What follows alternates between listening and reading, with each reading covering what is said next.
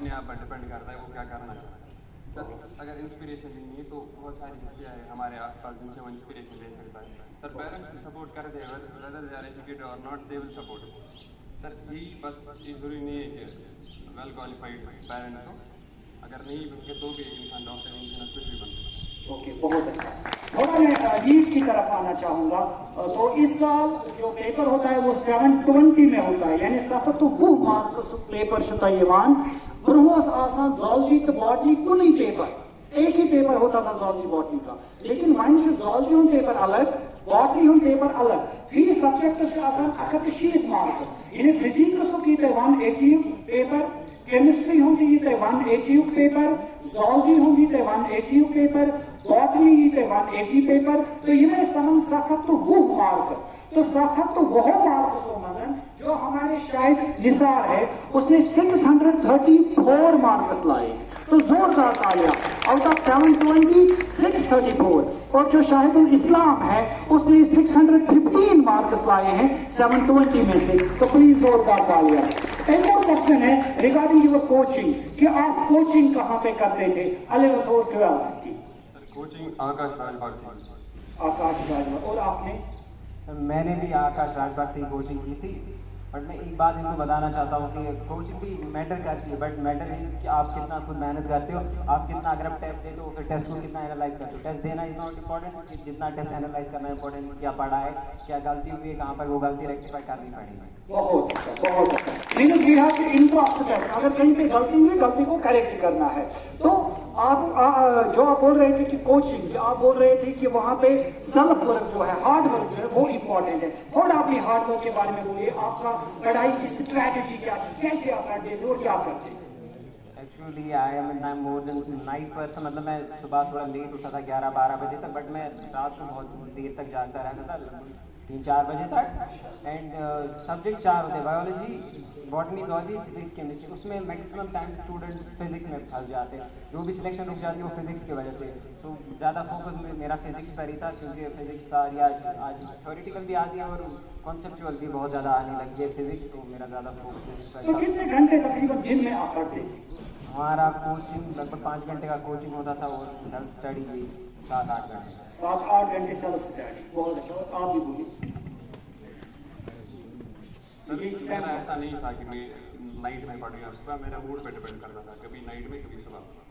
Sir और रही बात पढ़नी थी सर, वो कोचिंग में हो जाते थे लगभग 4-5 घंटे, सर घर पे भी 4-5 घंटे। अच्छा, यानी ज्यादातर आप उधर ही रहते थे, श्रीनगर में ही डेरा लिया था, उधर ही। तो जो आपके रूममेट्स थे उनका कुछ बोलिए, क्या उनका कोई कंट्रीब्यूशन रहता है हमारी सिलेक्शन पे कि हम कैसे रूममेट सेलेक्ट करें, हम उन जिनके साथ रहते हैं उतने हो रहते हैं?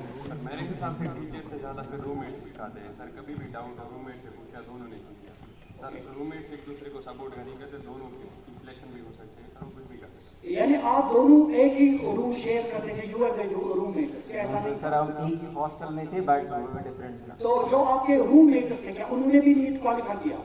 यस सर, उन्होंने भी क्वालिफाई किया। और आपके जो रूममेट्स थे, तो आप खुद देखें माय डियर स्टूडेंट, फ्रेंडशिप कितनी इंपॉर्टेंट है। तबान खासकर दोस्ती तो मोहब्बत ही गई बगरावन बड़ मुश्किल तो दोस्त हटमटे गई बगरावन यही के। तो इस चीज का प्लीज ख्याल रखिएगा, ठीक है ना, कि आपका जो फ्रेंड सर्कल है प्लीज उसको आप चेक कीजिए कि मेरा फ्रेंड सर्कल कैसा है। तो खुद आप देखिए दोनों के जो रूममेट्स थे, दोनों के रूममेट्स ने जो नीट है वो क्वालिफाई किया था। रिगार्डिंग योर बुक्स की थोड़ा आप बात कीजिए। जब मैं I do was trying very much hard for qualifying the NEET, but fortunately or unfortunately I can't decide that or say that I couldn't qualify. हमारे टाइम में बोलते थे एबीसी है, प्रदीप है, दिनेश है, ये बुक्स वगैरह पढ़िए। तो आज बुक्स के बारे में थोड़ा आप यहाँ पे गाइडेंस कीजिए कि कौन सी बुक्स आपको लगती है कि एक बच्चे को कंसल्ट करनी चाहिए? 11th और 12th सर मैंने कोई रेफरेंस बाहर से नहीं ली सर, जो भी मिला सर आकाश के मॉड्यूल में पढ़ा क्वेश्चन। अच्छा, जो वहाँ पे मॉड्यूल आपको देते हैं, मॉड्यूल आर जस्ट लाइक जैसे आपके नोट्स होते हैं वैसे मॉड्यूल होते हैं जो कोचिंग सेंटर वाले देते हैं। ओके, मॉड्यूल से ज़्यादातर क्वेश्चन भी करते थे सर, वो पढ़ते नहीं थे सर, उससे ज़्यादा बेहतर एनसीईआरटी पढ़ते थे, पर मॉड्यूल से क्वेश्चन करते थे। ओके, बहुत अच्छा। आपका बेटा? सर यही कि बस मॉड्यूल करने होते थे, बट पढ़ना सिंपल एनसीईआरटी है। एक बात ये भी कि जितना प्रिसाइज स्टडी मटेरियल रखे उतना अच्छा होता है। मतलब ये नीट में इतना सिलेबस इतना कर सकता है, मतलब बहुत सारी बुक्स एक्स्ट्रा है, 2 साल के 4 साल लगी है बस वही सॉल्व करने में। जितना प्रिसाइज अपना ये रखेंगे स्टडी मटेरियल उसी को बहुत बार रिवाइज करेंगे उतना अच्छा रहेगा। बहुत अच्छा, तो पॉइंट आपको समझ में आया। पॉइंट ये है कि आप एनसीईआरटी की बुक उसको पढ़िए और जो मॉड्यूल आपको वहां पे देते हैं उसको प्रिसाइज यानी टू द पॉइंट आप उसको रखिए। क्या अगर तो ज्यादा डेप्थ में प्रिसाइज लगन 4 मार्क्स के लिए सिलेबस कंप्लीट करना। क्रैमिंग और क्रैशिंग के बारे में थोड़ा मुझे बोलिए आप, क्योंकि अक्सर एक मिसकंसेप्शन, मुझे मैं नहीं बोलता मिसकंसेप्शन है कि क्या है, बोलते हैं कि क्रैमिंग पावर किसमें, क्रैमिंग पावर किसे समझा, गोट याद करो। तो इसमें इसका कितना रोल रहता है नीट की क्वालिफिकेशन में क्वालिफाई करने में? सर जो फिजिक्स केमिस्ट्री उसमें रटा कुछ नहीं चलता है, उसमें जितने कॉन्सेप्ट हो उतने क्वेश्चन आएंगे, उसमें कुछ भी रटा नहीं चलता। अलबत्ता बायोलॉजी में बहुत सारी चीज़ें, जैसे बहुत सारी एग्जाम्पल वास्ट एग्जाम्पल, उनके लिए तो या तो कॉन्सेप्ट भी सीख सकता है क्यों इस एग्जाम्पल इसमें क्यों है, वरना इसको रटा करना पड़ता है। 100% उसके क्वेश्चन भी आते हैं एग्जाम्पल से।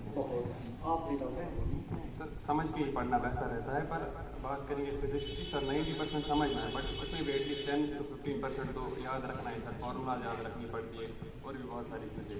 सर केमिस्ट्री की बात करें तो उसमें इनऑर्गेनिक केमिस्ट्री सर वो सारी रखनी है, उसमें कुछ मुझे नहीं समझ आ रहा है, उसमें समझना है सर, बस वो याद है। इसलिए मैं बोल रहा हूँ आपकी पॉइंट जो है एक एक पॉइंट बहुत ही ज्यादा वैलिड है। तो बात आपको समझ में आई, बहुत सारी चीजें ऐसी हैं जो आपको रट्टा लगा के याद करनी है। फिजिक्स में जो भी फार्मूलाज है, फार्मूलाज लास्ट करते हैं इन पे डेराइव की तरह, जो लास्ट को कंक्लूजन में आपको कोई फार्मूला निकल गया, सपोज V आया, ओम्स लॉ की बेस में बात करूंगा, इसको डेराइवेशन में उतना ज्यादा तवज्जो नहीं देना है, बल्कि लास्ट में जो आपकी वो फार्मूला बनती है उसको रट्टा करके उसको वोटिफिकेशन करके याद करना है, या जो आपकी